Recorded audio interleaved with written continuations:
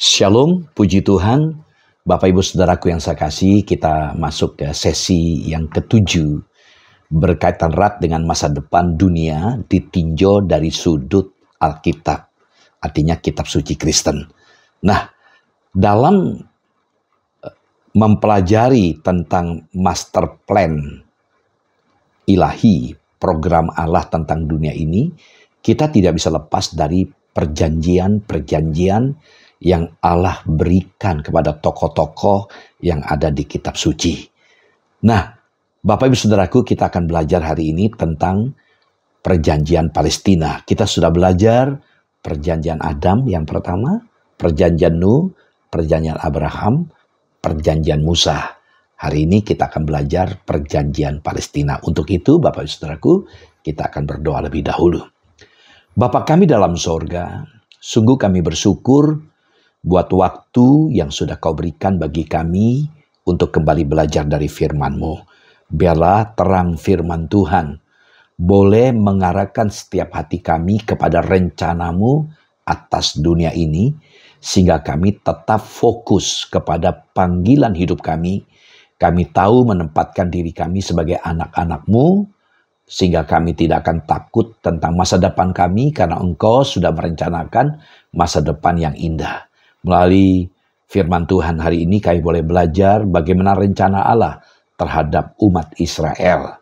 Terima kasih Bapa, pakai hamba-Mu dan urapan Tuhan menyertai hamba-Mu dan setiap kami yang mengikuti kelas pendalaman Alkitab ini. Kami bersyukur dan kami berdoa dalam nama-Mu Tuhan Yesus Kristus. Haleluya. Amin. Nah, tetap saya ulang kembali, kita akan melihat tentang garis besar rencana buatan Allah. Ya.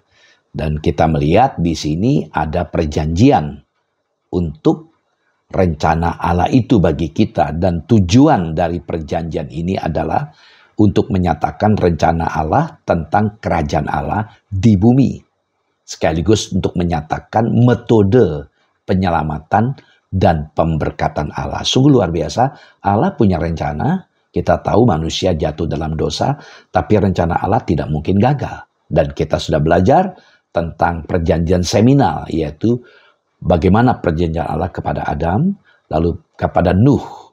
Dan kita sudah belajar juga perjanjian sentral, yaitu perjanjian Abraham. Kata erat dengan berkat personal, seperti Adam juga. Lalu berkat teritorial, yaitu berkat nasional dan berkat universal. Dan minggu yang lalu kita belajar tentang perjanjian khusus, yaitu perjanjian Musa. Dan hari ini ada kaitan erat dengan Musa juga, yaitu perjanjian Palestina. Dan bukan hanya Musa, dan juga kepada Yosua. Nah, untuk itu kita akan coba pelajari hal ini. Nah, saudara yang saya kasih dalam Tuhan Yesus Kristus, hubungan Allah dengan umatnya itu digambarkan di sepanjang Alkitab dengan istilah perjanjian. Saudara, waktu kita belajar tentang perjanjian Musa, dan saya ingin tegaskan adalah bagaimana inti dari perjanjian tersebut. Nah, inti dari perjanjian Musa atau perjanjian Sinai itu adalah perjanjian moral. Ya, lalu konstitusional negara, di mana sistem pemerintahan itu adalah teokrasi, di mana Allah yang menjadi raja di atas segala raja. Dan yang ketiga, ritual religius. Saudara, perjanjian dengan Musa itu merupakan perjanjian yang bersyarat antara Allah dengan bangsa Israel umatnya. Berkat bagi mereka jika taat. Kutuk bagi mereka jika memberontak karena bersyarat. Dan ketika kita melihat bagaimana perjanjian Allah itu, dan kita kenal juga ada istilah 10 perintah Allah. Nah, 10 perintah Allah ini merupakan bagian dari perjanjian ini. Kita bisa melihat dalam Keluaran pasal 20.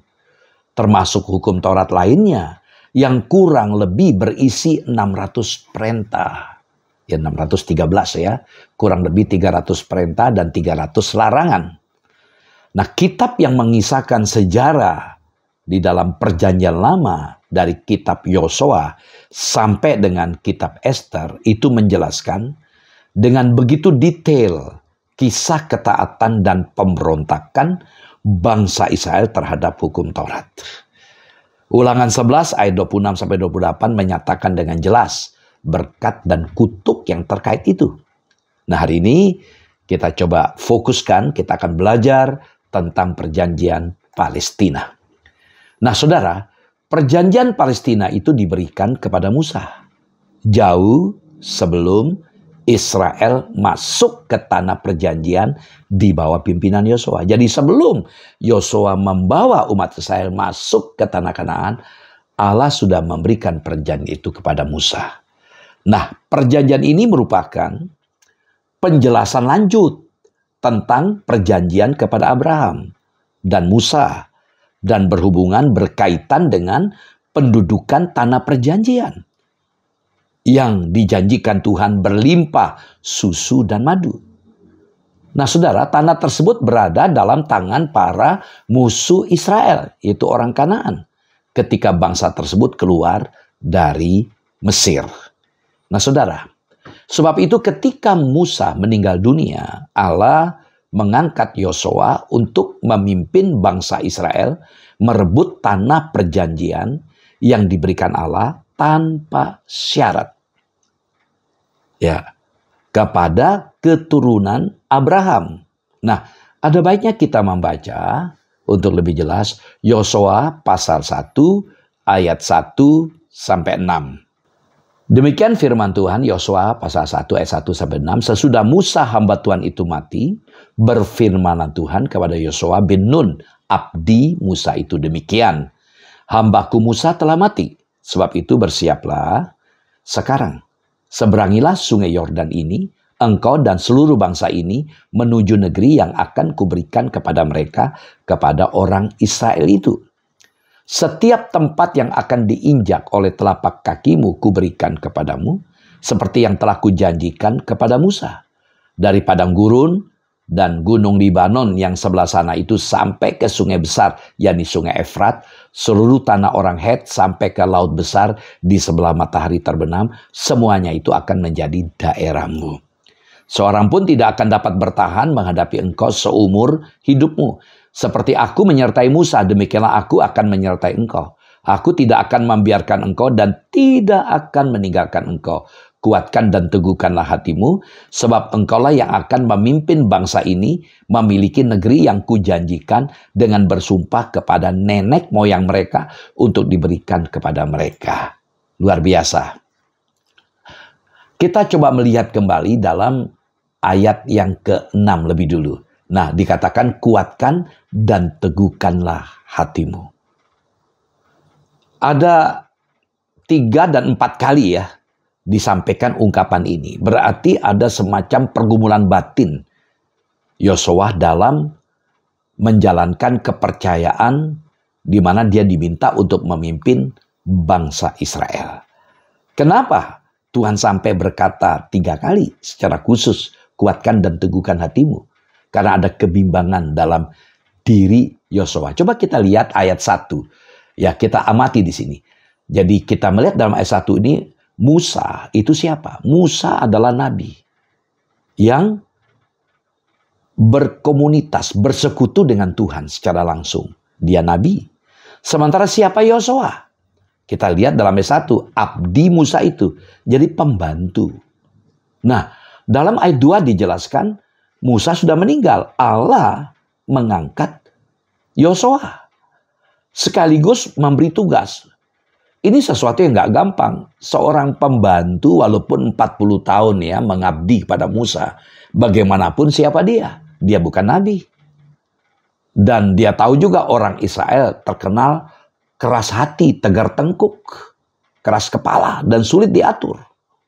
Tapi di sini Tuhan berbicara Yosua 1 ayat 2, disuruh bersiap-siap menyeberang ke sungai Yordan. Apalagi waktu itu sungai Yordan seringkali banjir. Tidak seperti kondisi sekarang. Kecil, airnya sedikit. Berisiko. Dan Tuhan katakan disuruh menyeberang ke sungai Yordan. Dan ada janji di sini.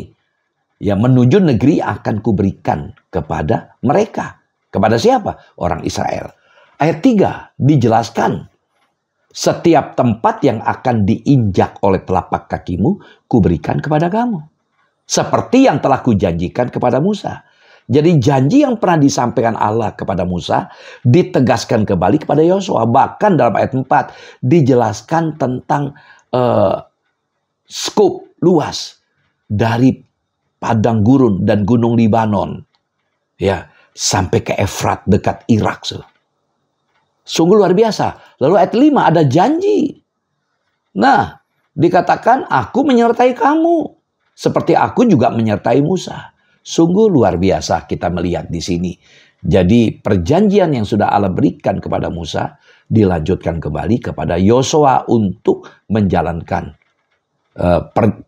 kepemimpinan. Berjalan menuju ke tanah yang dijanjikan. Kita tahu Musa hanya melihat dari atas Gunung Nebo. Memang dari Gunung Nebo itu kita bisa mengamati ya tanah Palestina atau Israel. Tetapi Musa tidak diizinkan. Nah, saudara, kita melihat di sini tanah perjanjian yang dijanjikan di sini adalah tanpa syarat. Dengan pengertian bangsa pilihan itu akan masuk juga ke sana. Kita melihat dalam perjanjian Abraham. Karena dijanjikan Allah secara sepihak. Unilateral, bukan bilateral. Meskipun banyak dosa dan pelanggaran yang diperbuat, janji ini untuk mereka. Secara individu bagi tiap generasi, pemberian tanah itu secara bersyarat. Jadi hanya bisa masuk dan menikmati berkat apabila taat dan bergantung pada hukum Taurat. Kalau tidak taat, nggak mungkin mereka bisa masuk.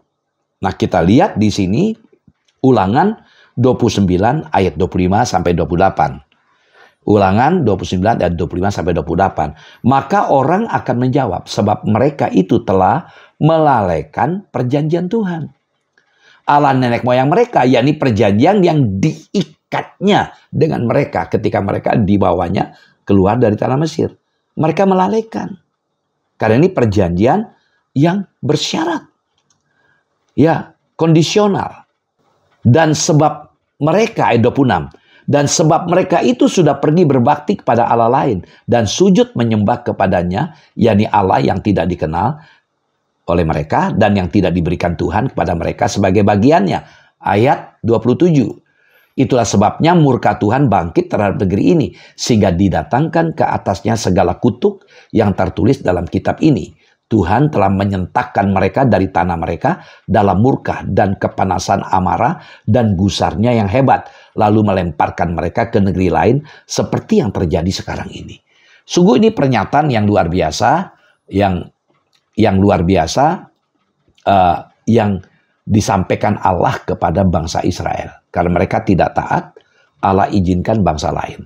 Dan kita lihat kemudian ini baru pernyataan yang diberikan Allah kepada mereka. Dan itu betul-betul setelah kepemimpinan raja-raja atau di hakim-hakim. Mereka tidak nurut, Allah izinkan bangsa lain.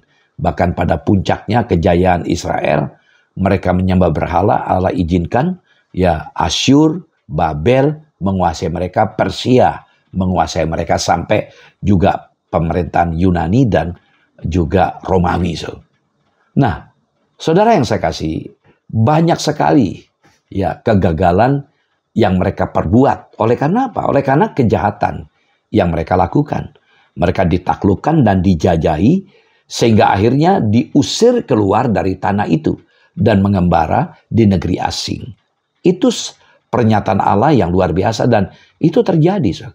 Kita lihat dalam apa pernyataan Allah dalam Imamat 26 ayat 33. Tetapi kamu akan kuserahkan di antara bangsa-bangsa lain, dan aku akan menghunus pedang di belakang kamu, dan tanahmu akan menjadi tempat tandus, dan kota-kotamu akan menjadi reruntuhan. Itulah resiko dari ketidaktaatan. Nah saudara, sesudah pertobatan, menurut perjanjian Musa dan perjanjian Palestina, tanah itu akan menjadi milik mereka. Dan mereka akan dipulihkan. Dua ayat ini coba kita lihat. Pertama, Imamat 26 ayat 42. Yang kedua, Ulangan 30 ayat 19 sampai 20. Yang pertama kita lihat. Yang pertama, Imamat 26 42. Maka aku akan mengingat perjanjianku dengan Yakub, juga perjanjian dengan Ishak, dan perjanjianku dengan Abraham pun akan kuingat, dan negeri itu akan kuingat juga. Jadi apa yang dijanjikan Allah kepada Abraham, Ishak, dan Yakub diingat oleh Tuhan. Lanjut, Ulangan 30 ayat 19-20. Aku memanggil langit dan bumi menjadi saksi terhadap kamu pada hari ini. Kepadamu kuperhadapkan kehidupan dan kematian, berkat dan kutuk. Pilihlah kehidupan supaya engkau hidup, baik engkau maupun keturunanmu, dengan mengasihi Tuhan Allahmu. Ini syaratnya. Mendengarkan suaranya dan berpaut kepadanya. Sebab hal itu berarti hidupmu dan lanjut umurmu untuk tinggal di tanah yang dijanjikan Tuhan dengan sumpah kepada nenek moyangmu, yakni kepada Abraham, Ishak, dan Yakub, untuk memberikannya kepada mereka. Nah, saudara, kita melihat ada 3 manfaat perjanjian Palestina. Yang pertama, perjanjian itu mengingatkan Israel bahwa tanah Palestina hingga saat ini masih tetap dijanjikan Allah bagi mereka. Tidak heran ya, kita melihat orang-orang Israel yang sudah hancur akibat penghancuran oleh Jenderal Titus pada tahun 70. Mereka berdiaspora, hilang. 1000 tahun lebih. Sudah tidak ada gaung tentang umat pilihan Allah. Tapi dunia dikejutkan. Ya, 15 Mei 1948, ya, di mana mereka merdeka. Mereka kembali dan otomatis mereka butuh tanah. Mereka merasa tanah mereka, sementara tanah mereka sudah dipakai oleh bangsa lain. Dan itu yang terjadi kita lihat sampai sekarang ini. Jadi Tuhan tetap berpegang pada janji itu untuk mereka. Tapi sisi yang lain dari faktor sosial, sosiologi, dan faktor politik, itu yang kita lihat sekarang ini dan sampai hari ini terjadi peperangan. Yang kedua, janji Allah yang tanpa syarat kepada Abraham tidak dapat dibatalkan dengan alasan apapun, saudaraku. Satu contoh ayat kita lihat Galatia 3 ayat 17. Maksudku ialah janji yang sebelumnya telah disahkan Allah tidak dapat dibatalkan oleh hukum Taurat, yang baru terbit 430 tahun kemudian, sehingga janji itu hilang kekuatannya. Apa yang dimaksudkan yang Galatia 3 ayat 17 ini? Saudara, janji Allah kepada Abraham itu sah secara hukum, maka tidak dapat dibatalkan. Hukum Taurat baru diberikan 430 tahun kemudian, sehingga tidak mungkin bisa membatalkan yang telah ada terlebih dahulu. Nah, dengan alasan inilah Paulus menghancurkan kesimpulan bahwa janji Allah kepada Abraham harus ditambah dengan hukum Taurat supaya orang-orang Yahudi Kristen di Galatia, artinya orang Kristen dari latar belakang Yudaisme, agama Yahudi yang ada di Galatia, mengalami janji berkat dari Allah. Dan itulah menjadi penyebab kenapa Paulus menulis surat kepada orang-orang Kristen yang ada di Galatia. Mereka merasa beriman kepada Yesus tidak cukup. Harus kembali kepada agama lama mereka. Perbuatan hukum Taurat perlu dilakukan. Pelaksanaan hukum Taurat perlu dilakukan. Sunat, segala macam tradisi agama harus kembali dilakukan. Tapi Paulus menjelaskan, ya, menyatakan bahwa janji Allah kepada Abraham tidak bisa ditambah. Ya, konsep Mesias dari Paulus juga sangat jelas, yaitu bahwa keturunan yang Allah janjikan kepada Abraham atau Ibrahim itu merujuk kepada Tuhan Yesus Kristus. Saudara, kita bisa lihat nanti Galatia 3 ayat 16. Jadi saudaraku, janji berkat Allah melalui Abraham kepada orang percaya bukan didapatkan dengan menjalankan hukum Taurat, tetapi ada di dalam Kristus sebagai penggenapan dari Taurat. Kita sudah melihat yang lalu ya, bahwa Taurat tidak dihapuskan. Nah, dengan beriman kepada Kristus saja, orang percaya mendapatkan dan menikmati penggenapan janji keselamatan itu. Nah, kita melihat sini ada 3 manfaat perjanjian Palestina. Ingat, yang pertama, perjanjian itu mengingatkan bangsa Israel bahwa tanah Palestina hingga saat ini masih tetap dijanjikan Allah bagi mereka. Yang kedua, Janji Allah yang tanpa syarat pada Abraham tidak dapat dibatalkan dengan alasan apapun. Dan yang ketiga, suatu ketika janji tersebut pasti akan digenapi. Sementara sepertinya tidak terwujud. Nanti kita lihat sekarang Israel memang tidak percaya kepada Yesus. Tapi nanti, ya, dalam waktunya Tuhan, pengampunan terakhir menanti. Keempat, yaitu kedatangan Kristus 2 kali, di saat mana ada pertobatan massal dan nasional terhadap Mesias akan terjadi. Arti orang Israel akan bertobat. Dan Israel akan mengalami namanya damai sejahtera atau shalom, adil dan makmur dihadirkan.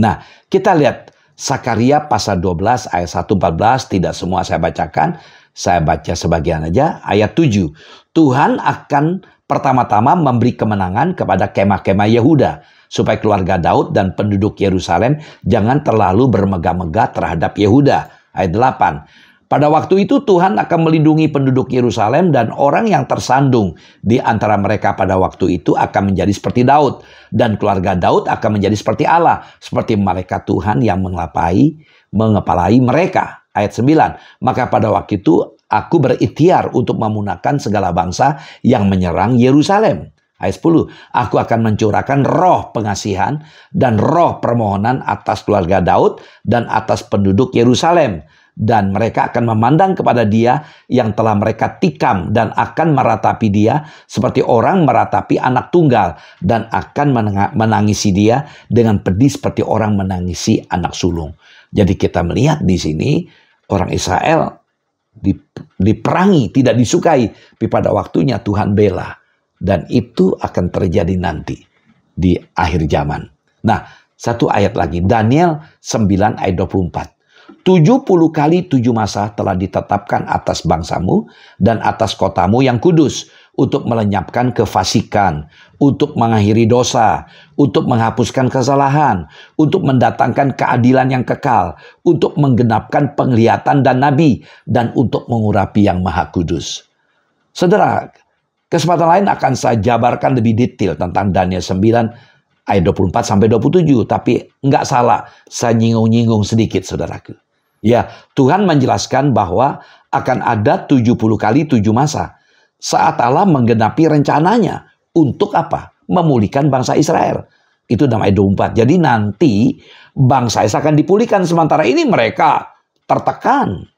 Luar biasa. Nah, penunjukan masa atau waktu secara jelas ini tegas menyatakan bahwa Allah berdaulat atas sejarah, mengatur masa secara sempurna saat ia mendisiplinkan umatnya. Allah telah menetapkan waktu bagi bangsa Israel untuk melenyapkan kefasikan, mengakhiri dosa, dan menghapus kesalahan. Tadi kita lihat dalam Daniel pasal 9 ayat 24. Allah juga menyatakan bahwa akan ada pemulihan bagi Yerusalem. Kita bisa lihat Daniel 9 ayat 25. Sampai akhir Allah akan tetap menjalankan keadilannya dan membinasakan penguasa yang keji. Itu diungkapkan dalam Daniel 9 ayat 26 sampai 27. Nah, next time pasti akan saya jabarkan lebih detail tentang nubuatan di mana Allah berbicara lewat Gabriel kepada Daniel. Nah, saudara, secara sekilas jawaban Allah tidak seperti apa yang diharapkan Daniel. Bukannya menghapuskan hukuman. Allah justru menetapkan masa yang akan dilalui oleh bangsa Israel dalam rangka usaha Allah menyelamatkan dan memulihkan umatnya, itu umat Israel. Nah, saudara, sebagai konklusi, sebagai penutup dalam pertemuan kita, perjanjian Palestina itu mengenai tanah Palestina. Kita bisa lihat dalam Ulangan 30 ayat 1-10. Perjanjian ini menegaskan tentang apa? Batas-batas tanah yang dijanjikan melalui perjanjian dengan Abraham, nenek moyang bangsa Israel. Dan syarat perjanjian ini adalah jika bangsa Israel tidak taat, maka Allah akan menyerahkan mereka ke seluruh dunia sampai ke ujung langit. Itu dikatakan dalam Ulangan 30 ayat 3-4. Tapi Allah satu hari akan tetap memulihkan bangsa Israel dalam ayat kelima. Ulangan 30 ayat 3-5, maka Tuhan Allahmu akan memulihkan keadaanmu dan akan menyayangi engkau. Ia akan mengumpulkan engkau kembali dari segala bangsa, kemana Tuhan Allahmu telah menyerahkan engkau. Sekalipun orang-orang yang terhalau daripadamu ada di ujung langit, dari sana pun Tuhan Allahmu akan mengumpulkan engkau kembali, dan dari sana pun ia akan mengambil engkau. Tuhan Allahmu akan membawa engkau masuk ke negeri yang sudah dimiliki nenek moyangmu, dan engkau pun akan memilikinya pula. Ia akan berbuat baik kepadamu dan membuat engkau banyak melebihi nenek moyangmu. Ayat ini menjelaskan, ya, Tuhan akan mengumpulkan mereka kembali dari segala bangsa. Itu kita lihat sekarang ini. Mereka mulai kembali. Tapi nanti pada saat 1000 tahun damai itu betul terwujud. Di mana damai betul terjadi. Dikatakan Allahmu akan mengumpulkan engkau kembali. Ya kan? Luar biasa. Kemana dikumpulkan? Ke negeri yang sudah dimiliki nenek moyangmu. Memang ini untuk orang Israel, bukan untuk orang Kristen. Nah, saudaraku yang saya kasih dalam Tuhan Yesus Kristus. Jadi kita melihat luar biasa. Memang kita bukan Israel, kita ada Israel rohani, saudaraku ya. Nah, tapi kita ada baiknya kita fokuskan ke sini. Jadi ketika bangsa Israel sudah dipulihkan, saat itulah mereka akan taat sepenuhnya kepada Allah. Nanti kita lihat dalam ayat 8, ulangan 30. Lalu Allah akan melimpahi mereka dengan kelimpahan. Ulangan 30 ayat 9. Mari kita baca. Ulangan 30 ayat 8-9. Engkau akan mendengarkan kembali suara Tuhan dan melakukan segala perintahnya yang kusampaikan kepadamu pada hari ini. Tuhan Allahmu akan melimpahi engkau dengan kebaikan dalam segala pekerjaanmu, dalam buah kandunganmu, dalam hasil ternakmu, dan dalam hasil bumimu. Sebab Tuhan Allahmu akan bergirang kembali karena engkau dalam keberuntunganmu, seperti ia bergirang karena nenek moyangmu dahulu. Puji Tuhan. Nah, saudaraku, kita bisa melihat kembali di sini. Ya, bagaimana Allah menyiapkan sebuah bangsa. Allah punya rencana memanggil Abraham, melepaskan Abraham dari keluarga yang menyembah berhala. Allah menyiapkan Abraham. Lalu lahirlah Ishak, anak perjanjian. Dari Ishak, Yakub. Dan Yakub melahirkan 12 anak laki dan 1 anak perempuan. Dari 12 anak laki dan menghasilkan 12 suku Israel. Dan itu terus janji Allah. Dan Allah memberkati mereka. Namun sangat disayangkan. Kita tahu tadi janji Allah, janji yang bersyarat. Kalau mereka tidak taat, Allah menghukum. Dan itu terjadi dalam kitab Hakim-Hakim misalnya. Yaitu kitab sejarah Israel. Dan terus berlanjut dalam Samuel, dalam Raja-Raja, dalam Tawarikh kita amati. Sampai ke Esra, Nehemia, kita lihat bagaimana mereka jatuh bangun dijajah bangsa lain. Tapi Allah yang berjanji tidak dapat membatalkan janjinya. Itulah hati Allah. Biar kita belajar hari ini, kita adalah Israel yang rohani. Kita sudah diselamatkan karena kita beriman kepada Yesus. Mari kita betul-betul berpegang teguh. Ya, Tuhan Yesus sudah memberikan keselamatan. Marilah kita berjuang terus mewarnai keselamatan dengan perbuatan-perbuatan yang bertanggung jawab sehingga Tuhan saja yang dipermuliakan. Puji Tuhan, terima kasih. Sampai jumpa lagi. Mari kita berdoa. Terima kasih Bapa buat kebenaran-Mu yang boleh kami pelajari hari ini. Kami boleh belajar bagaimana Allah yang berjanji yang menetapkan tanah Kanaan menjadi bagian tempat tinggal bangsa Israel. Walaupun sampai detik ini kami melihat terjadi begitu banyak konflik akibat tanah. Tapi janji Allah tetap berlaku terus bagi mereka. Terima kasih kami boleh belajar hari ini betapa pentingnya kami berpegang pada janji-Mu Tuhan. Dan kami belajar taat kepada perintah-Mu. Karena berkat itu sangat ditentukan dari ketaatan kami. Terima kasih kami bersyukur. Berkat Tuhan menyertai kami. Dalam nama-Mu Tuhan Yesus kami berdoa. Haleluya. Amin. Shalom. Sampai jumpa lagi. Tuhan Yesus memberkati.